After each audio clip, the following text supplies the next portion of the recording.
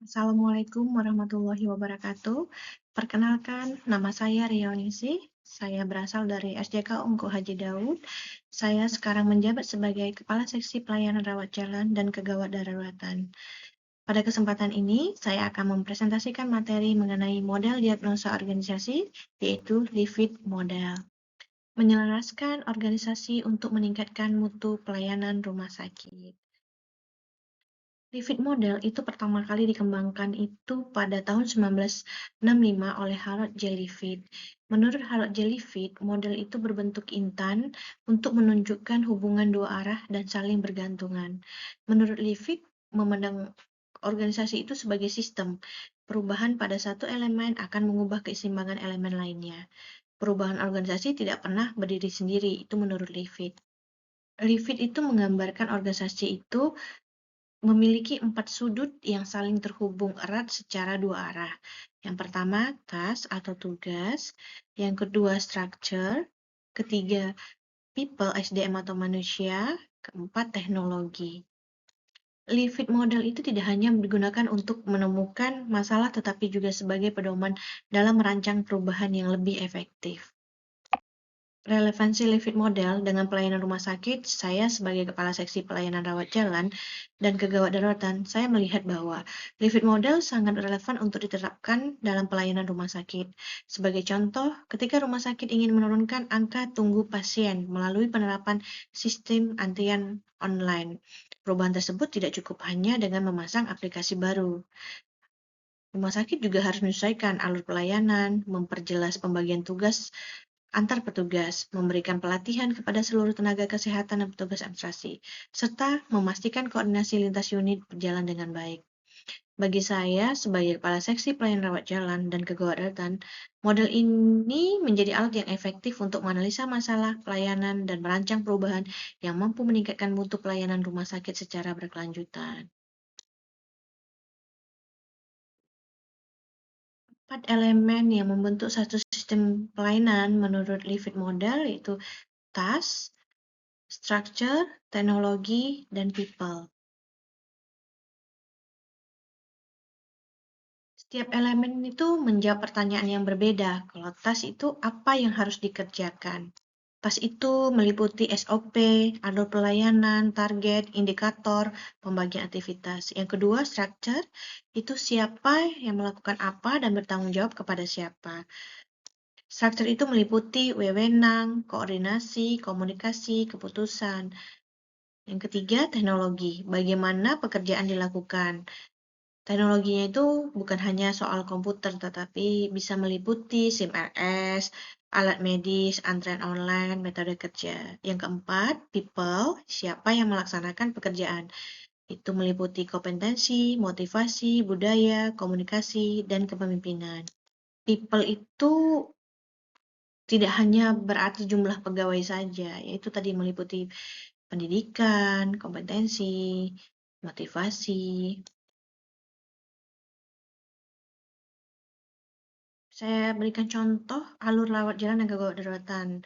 Pelayanan pasien itu rangkaian tugas antar lintas unit, dari pendaftaran, screening atau triase, ke pemeriksaan dokter, ke pemeriksaan penunjang seperti laboratorium dan ronsen, terus konsultasi dengan dokter spesialis, akan diberikan obat, pasien pulang atau rujuk atau rawat inap. Keterlambatan di satu titik itu dapat menimbulkan antrean di titik berikutnya. Karena itu, perbaikan alur harus memperhitungkan kapasitas SDM-nya, koordinasi, dan dukungan teknologi. Teknologi baru saja tidak cukup untuk menerapkan waktu tunggu. Contohnya, penerapan sistem antrean elektronik ya. Elemen yang pertama itu task. Apa yang kita lakukan? Sederhanakan alur dan SOP. Yang kedua, struktur. Apa yang kita lakukan? Perjelas peran dan koordinasi. Yang ketiga, teknologi. Apa yang harus kita lakukan? Integrasikan aplikasi data. People, latih petugas dan edukasi pasien. Asumsi yang perlu diuji, pasang aplikasi, maka antrian akan otomatis lebih cepat. Risikonya, proses tetap lama dipertahankan dalam wadah digital.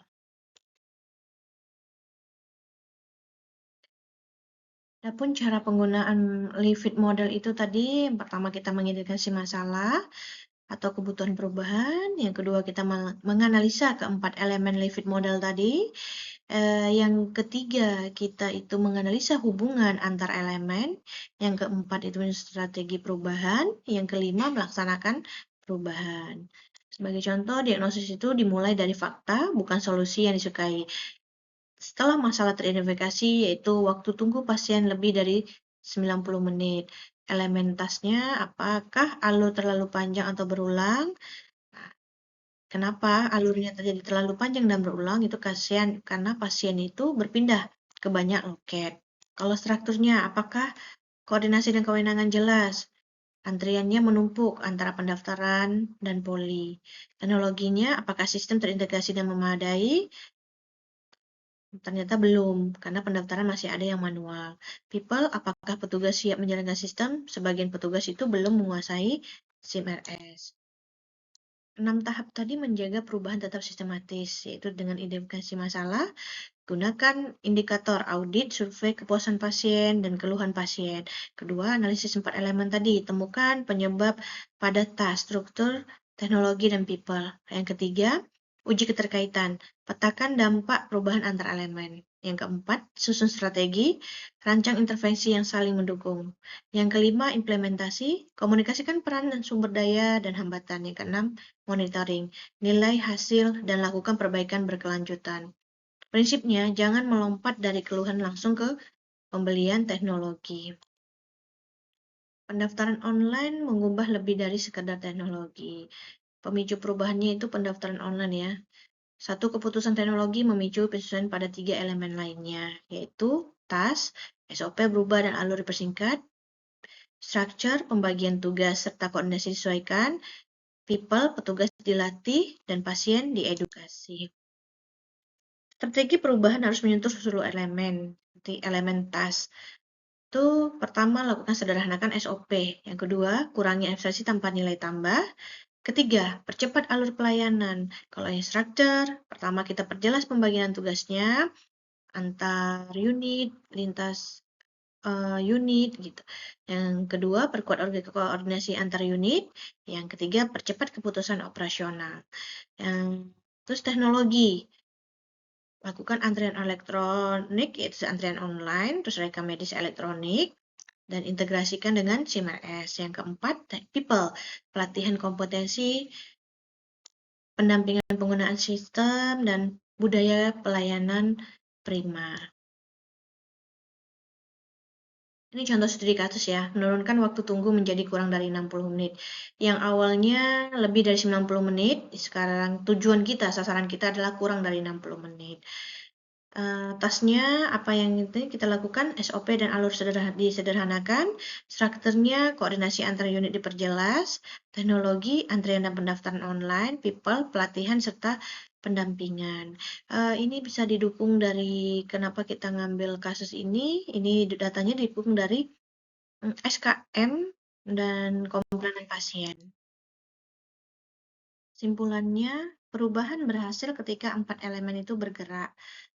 Berangkat dari data dan fakta, koordinasikan unit lintas fungsi, siapkan SDM, teknologi, dan SOP, pantau hasil lalu perbaiki kembali. Peran pemimpin, komunikasikan tujuan, memastikan peran yang dipahami, menyediakan sumber daya, dan mengatasi hambatan. Oke, baiklah. Itu saja yang bisa dapat saya sampaikan. Lebih dan kurang saya mohon maaf. Terima kasih. Assalamualaikum warahmatullahi wabarakatuh.